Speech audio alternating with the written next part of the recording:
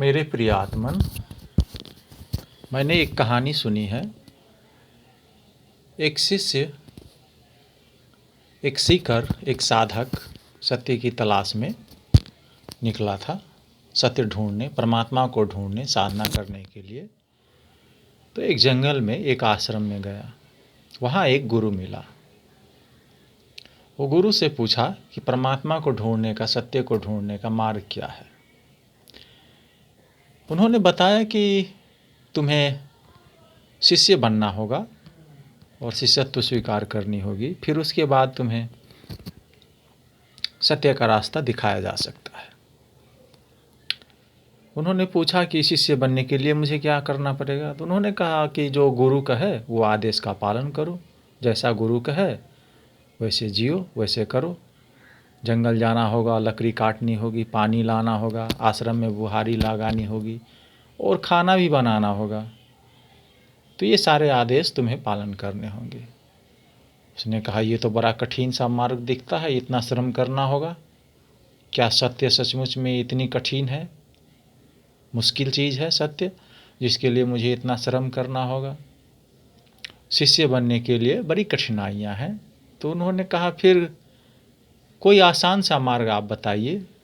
तो उन्होंने कहा, आसान सा मार्ग ये है कि तुम गुरु हो जाओ, मेरे जैसे बैठ जाओ कुर्सी पे और जो लोग आए उनको रास्ता बताओ, सत्य के रास्ता बताओ और आदेश करो। तुम्हें कुछ नहीं करना, बस बैठे रहना है गुरु की तरह।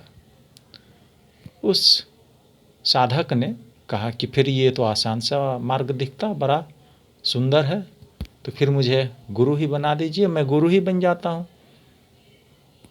उन्होंने कहा, फिर तुम अपनी आश्रम बना लो, तुम कहीं और जाओ, यहाँ का गुरु तो मैं हूँ, ये आश्रम मेरा है।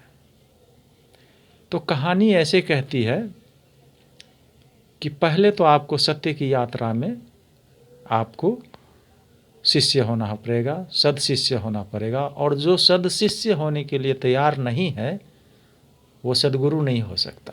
सदगुरु वही होते हैं जो कभी सद शिष्य होते हैं।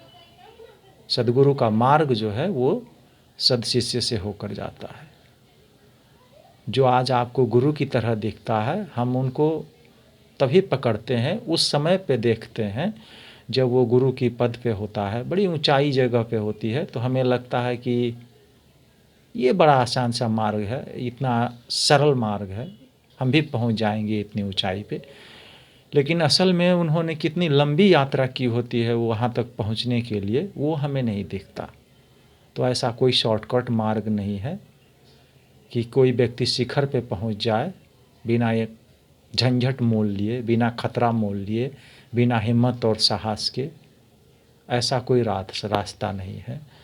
तो सदगुरु का जो मार्ग है वो सदशिष्य होकर के ही जाता है। हरि ओम।